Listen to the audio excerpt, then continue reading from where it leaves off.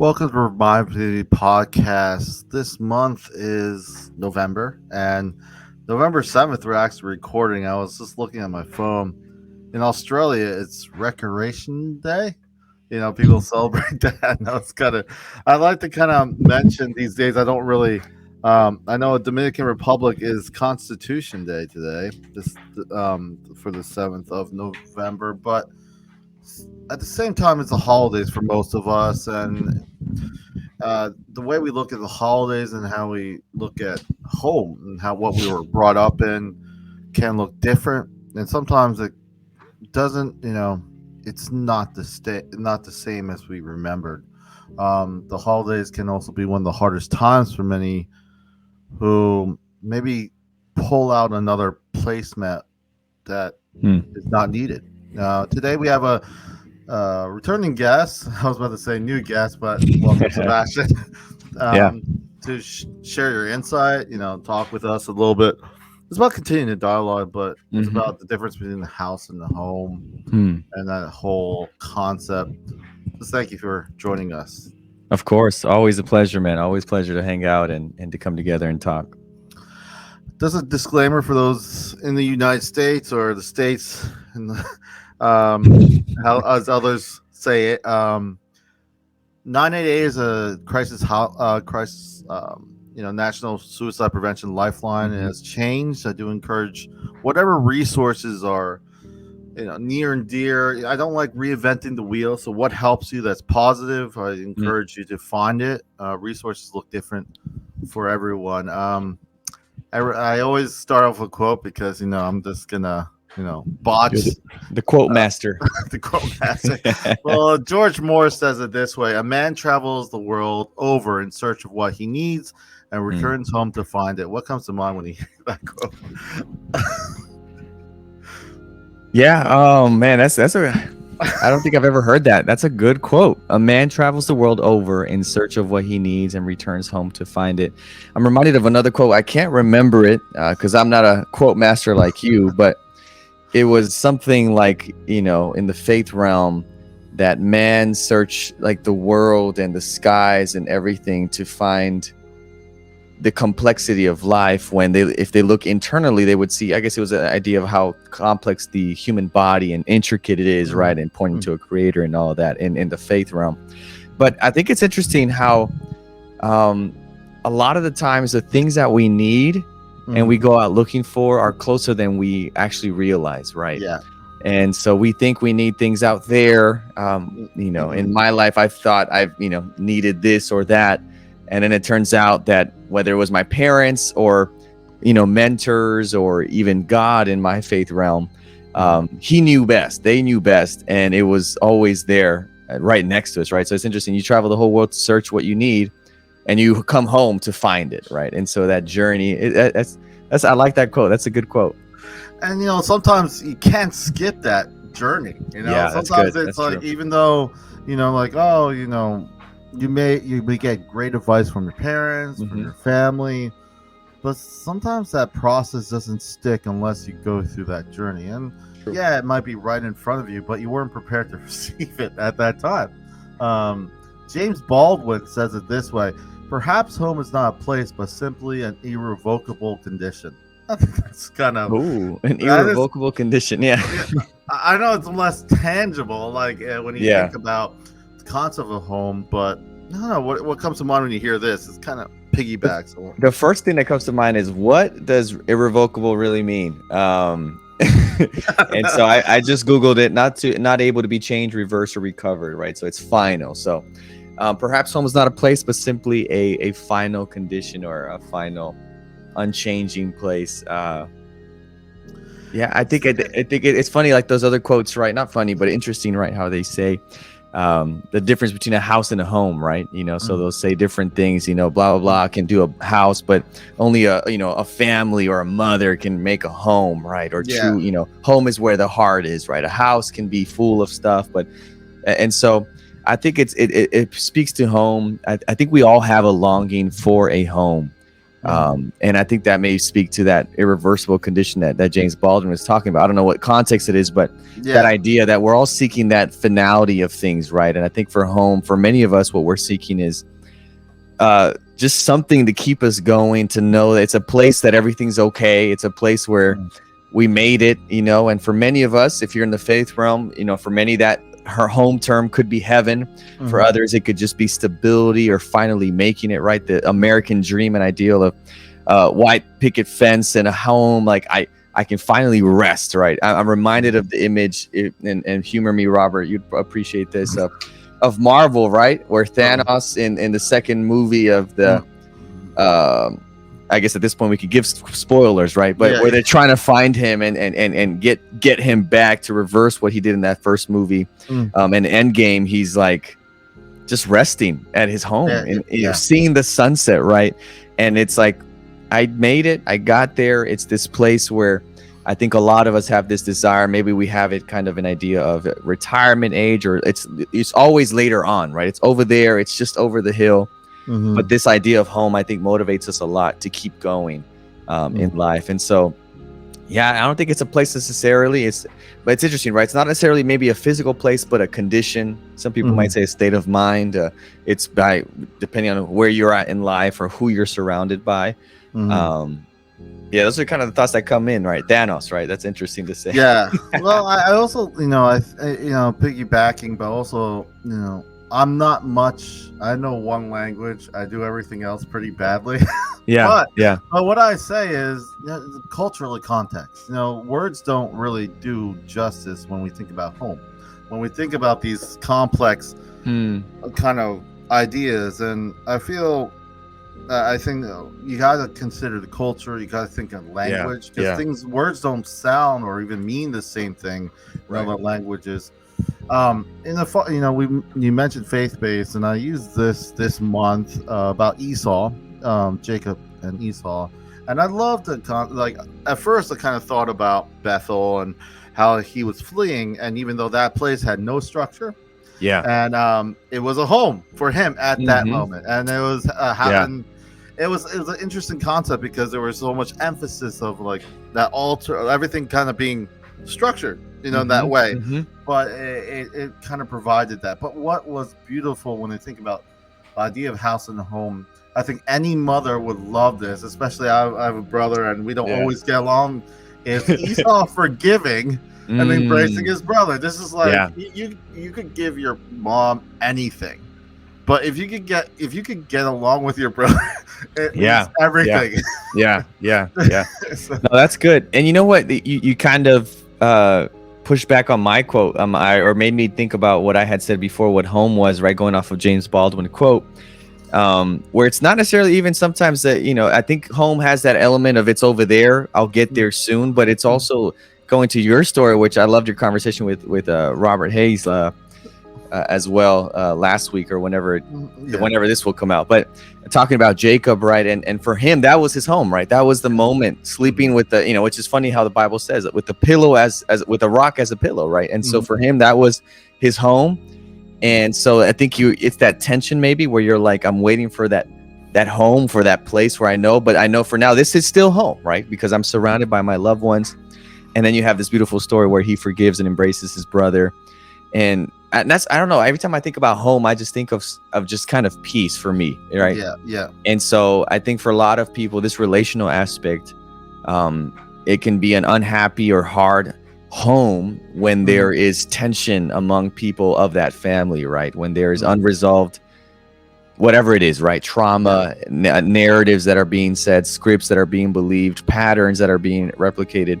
And it kind of creates this tension in the home where it's kind of, I don't like this, but when you're able to, have these moments of forgiveness, embrace, and how many years had passed, right? For these two brothers, they're finally like kind of at peace. And I do see a piece of peace and the element of peace in when we talk about home. That really makes home, I guess, right? So I think about home when I was in college, right? Maybe you can relate, Robert. I don't know. Maybe some other hearers can. But, when you're in college, you go out, for me, that was the first time leaving home. And it was just nice to come back for breaks, right? Because you Yeah. knew, summer break, winter break, it was like, I'm gonna go home and it's gonna be back to some normalcy, right? Obviously, as you grow, your home develops. Now I'm married, so I've been, I feel the same thing whenever I leave for a trip for too long and my dogs are left with others what are watching them, or I'm away from my home for a bit. I want to come back to this, like, Mm. homeostasis, right? To this, Yeah. back to this Yeah. home element. And so, yeah, it's a very, very interesting topic, right? The idea of I, home. I think also even when me and my wife Joanne go on little trips, like 2-3 days, Yeah, I yeah. think it's something that's not static, and that's what I mentioned, in other with Bob Hayes. But also, the idea is, I am excited to go home. Like, it's Right, funny, you go on a right, great right. trip. I'm excited to just come home. I have sometimes I have hard times at work, Hmm. and I'll just tell Joanne, I just like, all I have to do is just make it home. That's it. So for me, it's just like it's kind of, you know, for Yeah, me, the only shadow, like, it's not something. Oh, okay, I made it. For me personally, it's more of this kind of condition that yeah. I'm kind of drawn to it. And what you mentioned college, and one of the things that always, I remember coming back from the military, and then I went to college afterwards, was Right, right, right. the food. Yeah, Man, the food. exactly. Yep, yep, yep. The food. Like there's something about that's not only calming, but also just the smells, the flavors, just but then you kind of realize that your home is not the same as other homes, especially when you bring someone That's else in true. your That's life. true. That's true. so, That's true. so it's interesting, but then I think it just kind of, then you start taking the things that you like from both sides, Yeah, whatever it yeah, is, and you yeah. start building your own home. It's Exactly. just interesting. Yeah, yeah. Joyce Maynard said this: a good home must be made, not bought. Ooh, yeah, yeah, yeah. That's good.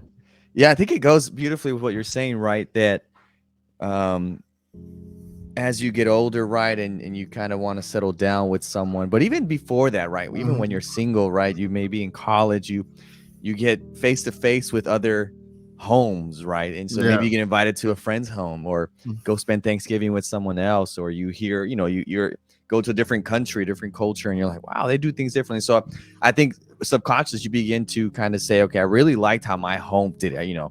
We had Mexican food, and we had we had hot sauce every time we ate. And so I'm gonna keep using that as I make my own home. And so I think that's Yeah. very good. What Joyce is saying here, a good home must be made and not bought. No matter how much money you have and trying to pay, you try to pay someone. I think Robert Hayes was saying that too. It's not really love if you force someone to love you and you force someone to tell you they love you, right? And so it's just creating this environment and this space where you can be at peace.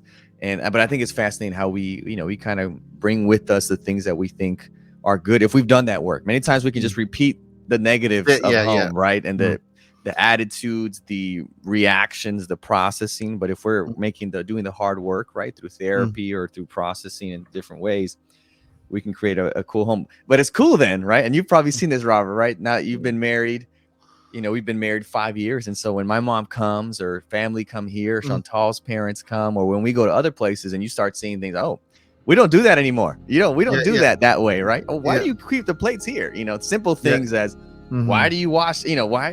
And this is how we do our home here, right? And yeah, we're used to how we did it before, but now we've come together and kind of created a new home. Exactly. So You take for me, it's like I take the things that were, and both sides. You begin to realize, like you say, you question, but also you just build on it. And like for me, I think that's kind of exciting. At least for me, it's still exciting. I'm really new with being married. I just like to say I'm an expert now. That's gonna make everyone upset, but really, it's just like, how dare you? Yeah. But really, it's just having that open dialogue.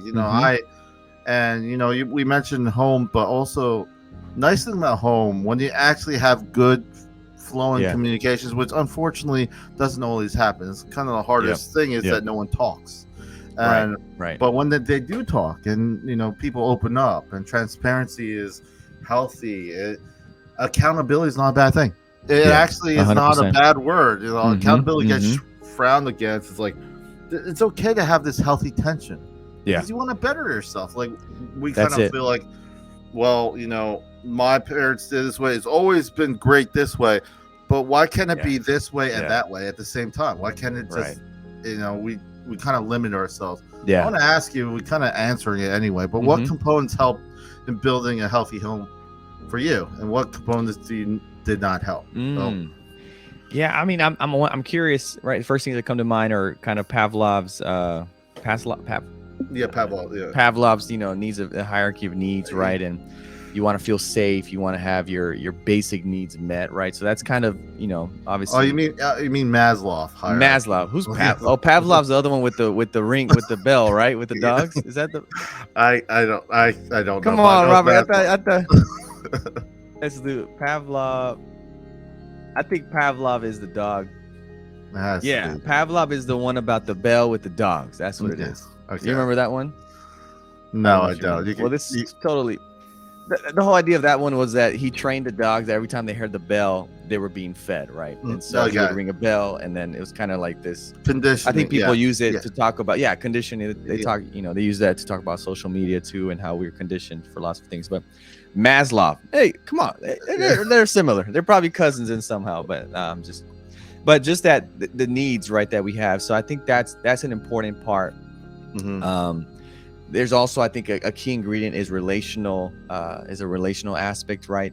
And being present. When I talk about relational, I'm talking about like having a healthy relationship. And obviously there's a lot of personality differences, but having a place where people are present, right? And so you have a lot of stories where, where the dad works, he's a workaholic, he works hard, and his mind, right, his personality, maybe his culture, his upbringing, it's all about providing for the family. And the kid can grow up and say, every need was met, but you weren't there. And if I could choose, I would rather you be present than all the stuff, right? So I think there's a lot of, components there. I would throw in even faith, right? And having this element of understanding that there is a higher power, right? That there is a higher, whether you want to say code of ethics or morals that help to govern and lead us, right? And so I think for me, my main things would, I think, be relational, around relationship, right? And people being present. And I think in a family, whether it be a couple and parents, I know I'm not a parent, but from what I've seen in working at a church and everything, you want to have people in that relationship that are authentic, that are real, that are honest. And one thing that I think is very important that a lot of times we don't have is like self-awareness and willingness to say, hey, I'm wrong, right? And so I think we sometimes see that with parents, maybe as we grow up, but we don't see that many times as kids, right? Or, obviously they're parents, so it's a whole parenting thing. But being able to say, when you suck it up, right, Robert? We're married, we're wrong 110 times out of 10 times, but being able to say, hey, I messed up, I'm sorry, I did not read that, or I overreacted, right? So I think for me, key components is obviously your basic needs being met. And that, it goes very deeply, not just into your felt needs, but your psychological and safety needs, feeling love and belonging, your self-esteem, and so all those components. But I think for me, a big part of it, a big piece, is that relational aspect. And what doesn't help is that when that relationship aspect isn't there, when it's unhealthy, right? When you have a lot of things that maybe parents or someone else in the relationship brings in, right? That you don't process, and you just kind of project, or you throw it on the other person in a relationship, and that home just begins to be an unhealthy home, right? And then you have the other extreme where you don't want to go home for college break.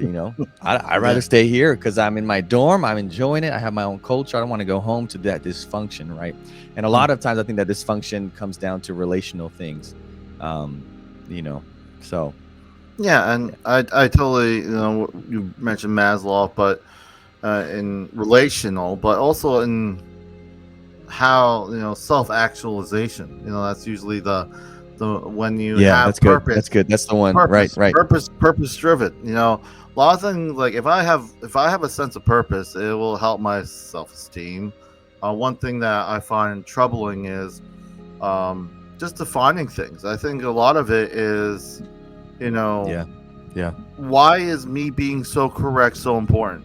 Why is Mm. correctness so important? Does correctness make me more valuable? And it's kind of funny Wow. if you're able Wow. to pull yourself back, because we're in an information age. So I could Yeah. be Yeah. correct in a few seconds because I just looked it up. I can just But Google it. really, Yeah. Yeah. so what is correctness really? And I feel it has created somewhat of an illusion of what Yeah. value Yeah. is. Like, just because you can know things, you may not understand them. Just Yeah. knowing things doesn't mean you fully understand them. And I think in regards to building a healthy home, and in that context, I feel Yeah. just That's like good. Bob Hayes said, go deeper. If, Mm. be honest with yourself. I feel Yeah. Yeah. if a lot of times, when it comes to being benevolent in Mm-hmm. church, Mm-hmm. it's only you. A lot of people just dive into it because their life at home is a struggle. Life Yeah. at home Yeah. is nothing that they want to go to, but unfortunately, it doesn't change what life at home is. Mm. You're over committing to church, and it's Yep. nice, Yep. but at the same time, at your own sacrifice, Mm-hmm. at Mm-hmm. your own behest. And the Yeah. problem with that is, just ask them the question, and Yeah. this, Sebastian. Yeah. What's going on? What's great? And every answer will be positive, but will only be around what they do at church, not anything personal about themselves or what they're excited about. Mm-hmm. And for me, unfortunately, it starts from home when it comes to building a home. And we're using the faith-based concept Yeah. just because it's a great model, because whether you're faith-based or not, if you're consumed with a group or an activity, even if it was positive, if you're not taking care of things at home, it Yeah. does Yeah. it does kind of sometimes, it can be corrosive to even the most Mm-hmm. Mm-hmm. pristine Mm-hmm. individual. I Yeah. do want to ask you, um, uh, we talk about homes. There's different environments. Yeah. Immediate Yeah. family, extended family, community of faith. There's Right. all these different, and they all are defined differently, but just not one's more important than the other in this context. It's just what comes out, what sticks out to you right now in the home environment. What played the strongest role to you today, or what have you learned the most from? It doesn't mean that it's the most important, but what have you learned Yeah. the most from? Yeah. I think I've tried to work as much as I can in processing and working through, learning and unlearning, working through home life, and how my parents work through conflict, how they raised us, right? How they balance faith and work, right, as you're saying, and being present. But it's interesting to see. There's a quote. I'll quote you back, quote master. I'm not sure who says it, but they say that Jesus can live in your heart, but your grandfather lives in your bones, right? And so Mm, I think the biggest role that the home environment has played is just subconscious things, right? That as I get older, I become more like my dad or my mom. mm, Based on what I saw subconsciously, I start talking or say something or think this way. And I'm like, wow, that's really my dad in there, right? mm, So I have to be intentional about whether if it's mm, not healthy, breaking that. But I think my home environment, my childhood, where I grew up, has really played the strongest role, right? It's mm, really helped form my personality when I was young, and then my identity, right? And how my parents raised and how they helped to lift us up, and the values they instilled in us, how they taught us to interact with society and with others, and to how they modeled stuff. So even though they weren't perfect, I mm, am very grateful for the relationship that they had and what they modeled to us. And so I think that's played a super strong role. And now, as I've gotten older, I've done that work of processing through it and taking the good, right? mm, I think there is a place for in examination, mm, and maybe, if you want to say, confrontation, right? To be able to say, Mom, Dad, hey, look, I feel like you guys messed me up, right? And mm, I tend to take the more gracious approach rather than just saying, I'm cutting you out. I think there are times when it was very unhealthy where that might be needed, but I understand that people are people, and it's hard to raise children or hard to have a home, right? And to create an environment. And so I understand that. And so I'm trying to be gracious with those that were impacting towards me early on. But yeah, I think the strongest role for me has been my home environment when I was growing up, and Mm, now just kind of working on my own home. What does that look like working with Chantal as we create our home? What is it going to look like? mm, What are the values that we have? What are the beliefs that we carry? And what is the environment like? And mm, so I think we've each taken key things that we've enjoyed from our home families, our home mm, homes, and mm, brought us into our home, right? And so one of the big things was always like kind of hospitality, mm, and my father always wanted to provide and for others and make sure everyone else was taken care of. And mm, so since his passing, I've really kind of tried to step into that to honor that legacy, right? And mm. before I was really like, you gotta pay for yourself, I don't want to, no, I'm not gonna do that. Oh, more people are coming at me. And now I've kind of stepped into that role and say, hey, if we have the means, let's help someone. We would say maybe in faith terms, let's bless someone, or let's be there for someone. Hey, don't worry, we got this. And just thinking about others a little bit more. And so yeah, I don't know a longer answer for your question, but No, it's great. For me, it's like, I just remember I was talking to my brother the other day, and home environments aren't always the best, and sometimes I don't remember a lot of things. But my brother, I'm like, Dave, my brother, I'm like, why didn't I remember those moments? He's like, well, we went upstairs and played video games. I'm like, it's funny because I correlate video games as a safe place because I just didn't really. No, no. I guess it was bad at times. Right, like right. some families, but the point of the matter is, our recollection of what was, and what we perceive can be different. But one thing, a lot of times, it's hard to, I think I'm going through that whole sorting out thing too. Not everything. One thing I realize is when I have these difficult moments, I was telling this to my wife. Sometimes I don't want to go to like a church environment or something like that, just because of one reason. You know what it is? Yeah. I don't want to over-explain. I feel like such a foreigner because my situation is vastly different. And sometimes, even though the most meaningful, like, well-meaning, trying to be like, oh, what happened? The over-explaining just makes me relive what just happened over and over. And then they're like, well, why didn't this happen? Why didn't this happen? I'm like, no. For me, it's like I feel like such a foreigner. Like I never felt more of a foreigner when I'm faced with these things that I can't unexplain. I can't explain and that will make sense for most. But at the same time, sometimes it's good to kind of pull back and kind of look at other illustrations that might be helpful. And one of them is in my faith-based side. I personally learned the lesson that you can't just maintain a home; you must also build it. So, like, I'm not like, I remember I had a guest before, and she's like, you have to maintain, and that's true. But the emphasis shouldn't always be maintaining it. I'm listening to you about you taking the role of your father. If it was only maintaining it, you'll just be like counting the dollars and cents and like, you know what, we can't do it. Like, this is too like, right. But at the same time, any relationship, any home is a risk. And building on that.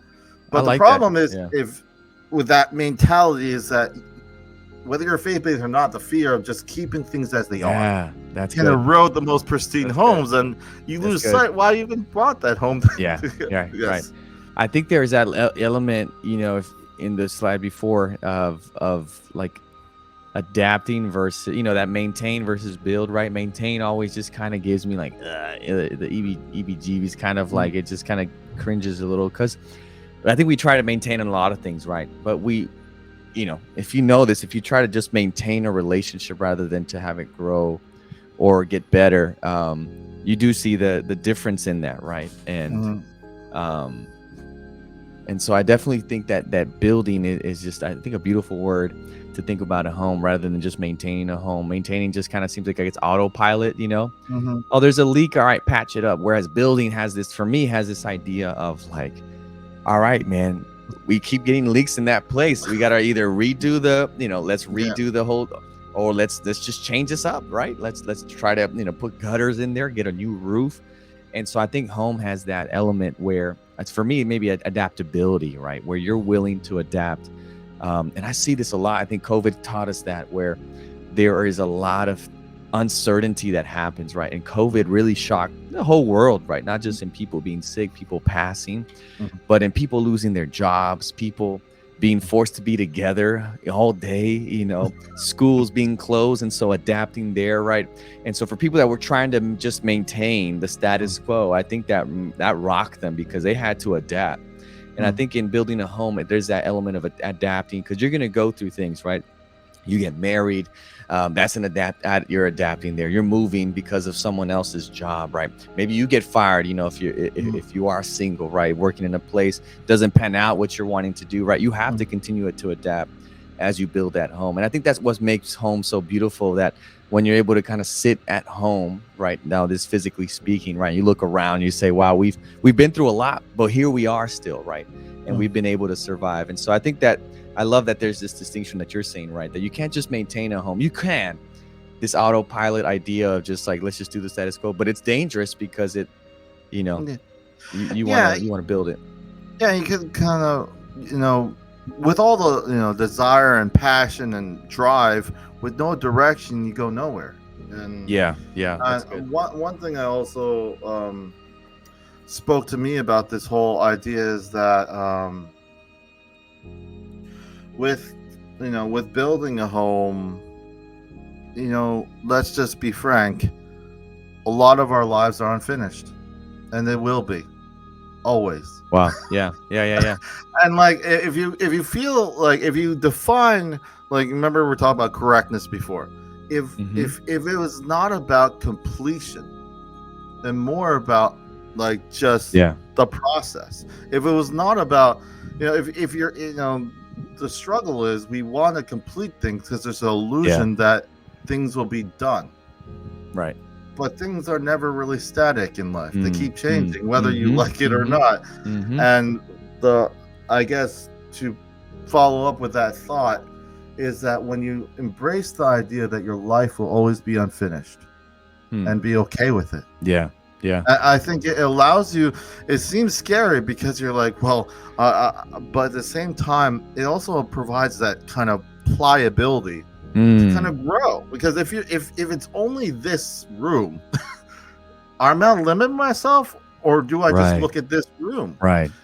So, like it's sometimes it's scary, the outside. Sometimes we like to say in church, the walls. We don't have walls, but we're terrified of not having walls. But at the same time, that healthy tension allows insight of ourselves when we are really expressive of what we don't like. Because it really is reflective of what our fears and what, and I feel this can be a really growing process. I want to share, obviously I've been doing quotes, but the world will ask you who you are. Identity is so huge when it comes to home. The world will ask you who you are. If you don't know, the world will tell you who you are. Tell you. That's kind of, I like Carl Jung. He was around the same time as Freud, but I liked his approach because he kind of dived deeper of the importance of knowing yourself, self, like who you are, not just general. He understood that, it's very important to know who you are, especially in the aspect of hope. Voltaire, he says, tears are the silent language of grief. Is and it's I shared this one with I think, no, I didn't share this. These are new ones that I just brought up. But I shared this with my wife. It's a Jewish proverb. I think you'll enjoy this one. What soap is for the body, tears are for the soul. Ooh, cleansing. Cleansing. Yes. Yeah. I like that. I just read something, and I'm trying to pull it up here on my phone, talking about tears that I thought was powerful. Now, don't fact check me because I don't know if this is factual or not, but they were saying, and talking about tears, it says something amazing. You want to hear something amazing about crying? Emotional tears have higher protein concentration than irritant tears, which makes them fall down your cheeks more slowly, Mhm. increasing the chance they'll be seen and solicit care. In literal ways, your body is built for community. So now, Yeah. again, I don't know if this is true, but it's, it's crazy that your body would create tears depending on with different concentrations of what did it say, of protein that would cause it, so emotional tears, right? It's kind of slowly falling down, and how your body's kind of, that craving for community too, right? I thought it was very fascinating about tears in the body.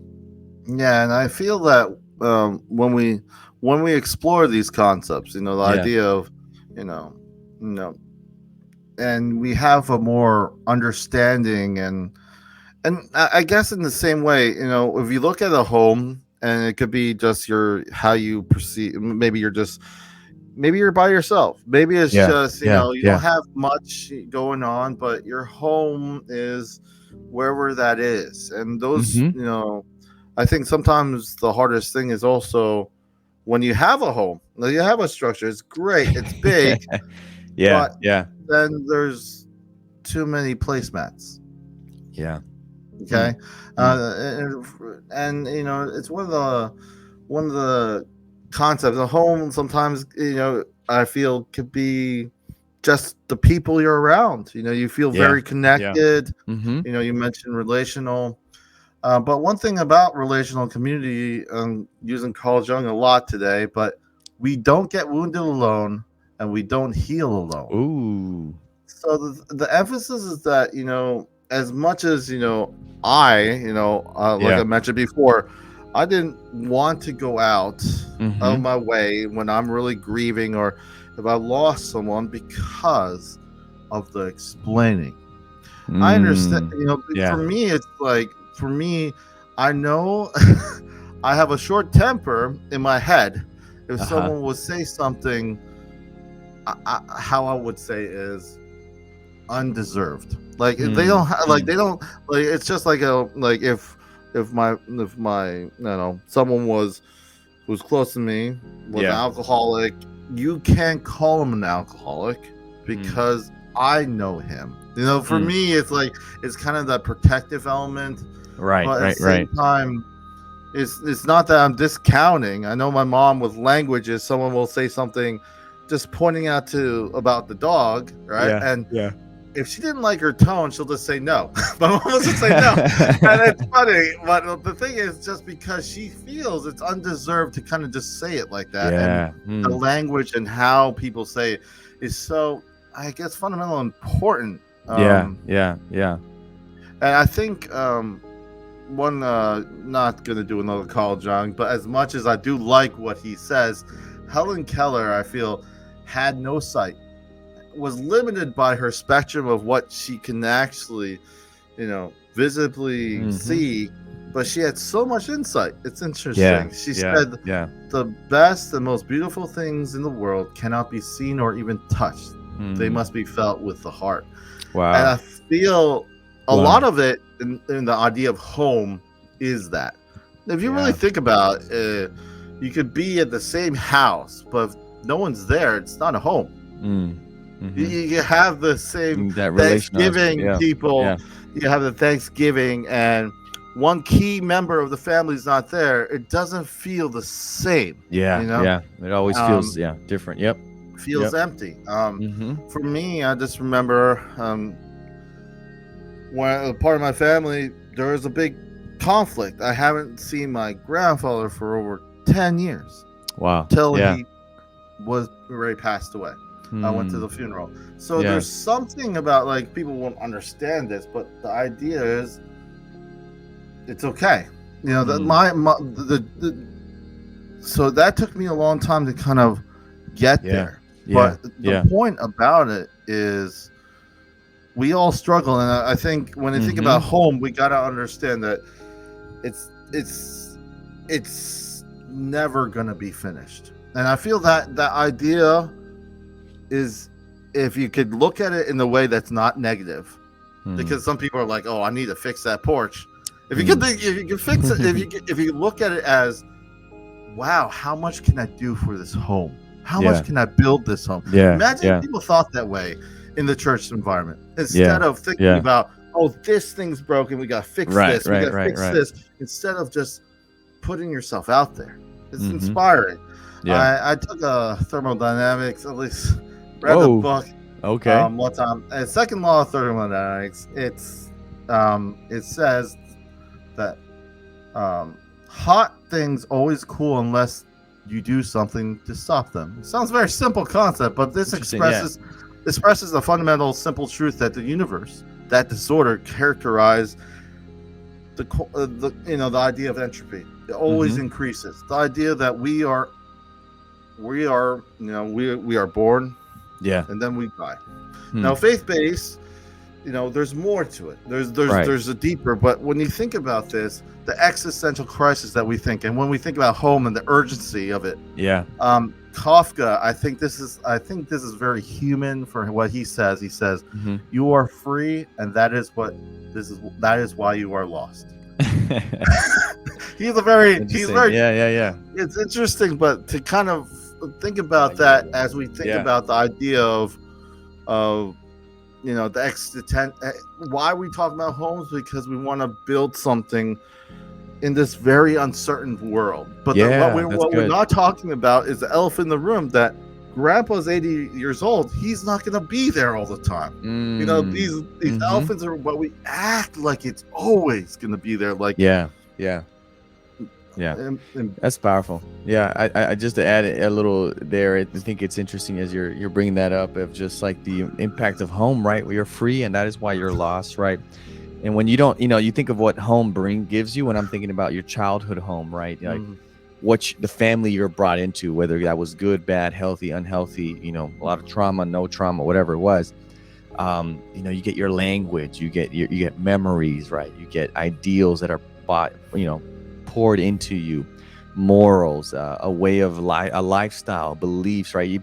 You really get formed in that, right? And so without that home, if you were just born by yourself in the middle of a jungle, right, you'd be free, but you'd also be like, you'd also be lost, right? And you're like, I don't know what to do. Whereas when you're born, you're in a family, and you don't feel free maybe, but